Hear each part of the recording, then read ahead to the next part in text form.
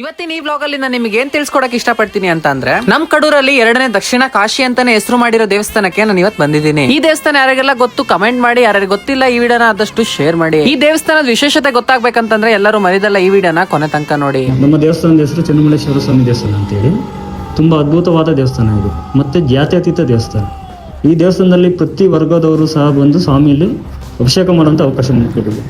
ವಿಶೇಷ ಏನಪ್ಪಾ ಅಂತಂದ್ರೆ ದಕ್ಷಿಣ ಕಾಶಿ ಅಂತಾನೆ ಹೆಸರಾಗಿದೆ. ಅಂದ್ರೆ ಕಾಶಿಲಿ ಏನಿದೆ ಅದೇ ರೀತಿ ಪ್ರತಿಯೊಂದು ಸಹ ನಡ್ಕೊಂತಕ್ಕ, ಮತ್ತೆ ಯಾವುದೇ ಜನಾಂಗದಾಗಿರ್ಬೋದು, ಯಾವುದೇ ವರ್ಗದವರಾಗಿರ್ಬೋದು ಅದಾಗಿ. ಮತ್ತೆ ತುಂಬಾ ಅದ್ಭುತವಾದ ದೇವಸ್ಥಾನ. ಮಶಾಣ ದೇವಸ್ಥಾನ, ನದಿ ಎತ್ತಂಗತ್ತದು ಆವತಿ ನದಿ ಅಂತಾರೆ. ಈ ಆವತಿ ನದಿ ಮತ್ತೆ ತುಂಬಾ ಶ್ರೇಷ್ಠವಾದ ನದಿ, ಹಾಗಾಗಿ ಇತಿಹಾಸ ತುಂಬಾ ಇದೆ. ಇದು ನಮ್ದು ಸುಮಾರು 4 ತಲೆಮಾರು ಆಯ್ತು. ಅಂದ್ರೆ ನಮ್ಮ ಅಜ್ಜರು ಸಹ ಇದ್ದರು. ಮುಂಚೆ ಒಂದು ದೇವಸ್ಥಾನ ಅಂತಕ್ಕಂಥದ್ದು ಯಾರು ತಿಳಿಲಿಲ್ಲ ದೇವಸ್ಥಾನ ಇದ್ದಾಗ ಅವಾಗ ಮೆಣೆಯ ಒಳಗೆ ದೇವಸ್ಥಾನ ಇತ್ತು. ಆ ಮೆಣೆ ಒಳಗೆ ಇರ್ತಕ್ಕಂಥ ದೇವಸ್ಥಾನ ಇದ್ದಾಗ, ಅವಾಗ ದೇವರಿದ್ದಾಗ, ಅವಾಗ ಇವ್ರು ಯಾರಿಗೂ ತಿಳಿಲಿಲ್ಲದಾಗ ಅವಾಗ ಬಂದ್ಬಿಟ್ಟು ಯಾರಿಗೊಬ್ರಿಗೆ ಗೋಚರ ಆಗಿದೆ ಈ ತರ ಇದೆ ಅಂತೇಳಿ. ಅವಾಗಿಂದನೂ ಸಹ ನಮ್ಮ ಮನೆತನದವರೇ ಮಾಡ್ಕೊಂಡ್ ಬರ್ತಿದ್ದಾರೆ. ನಮ್ ಕಡೂರಿನ ಈಶ್ವರ ದೇವಸ್ಥಾನದಲ್ಲಿ ತುಂಬಾ ಇತಿಹಾಸಗಳಿದೆ. ಆದ್ರೆ ಈ ವಿಡಿಯೋದಲ್ಲಿ ಅಷ್ಟು ತಿಳ್ಸ್ಕೊಡಕ್ ಆಗಲ್ಲ. ನಿಮಗೆ ಯಾರಿಗಾದ್ರೂ ಲಾಂಗೆಸ್ಟ್ ವಿಡಿಯೋ ಬೇಕು ಅಂತಂದ್ರೆ ಕಮೆಂಟ್ ಅಲ್ಲಿ ಓಂ ನಮಃ ಶಿವಾಯ ಅಂತೇಳಿ ಕಮೆಂಟ್ ಮಾಡಿ. ದೇವಸ್ಥಾನ ಬಂದು ನಮ್ ಕಡೂರ್ದೇ ಆಗಿರೋ ಕಾರಣದಿಂದ ಪ್ರತಿಯೊಬ್ಬರಿಗೂ ಗೊತ್ತಾಗ್ಬೇಕು ಈ ದೇವಸ್ಥಾನದ ವಿಶೇಷತೆ ಏನು ಅಂತೇಳಿ. ಈ ವಿಡಿಯೋನ ಅಟ್ಲೀಸ್ಟ್ 5 ಜನ ಫ್ರೆಂಡ್ಸಿಗಾದ್ರೂ ಶೇರ್ ಮಾಡಿ ಅಂತ ಹೇಳ್ತಾ ಈ ವಿಡಿಯೋನ ಎಂಡ್ ಮಾಡ್ತಾ ಇದ್ದೀನಿ.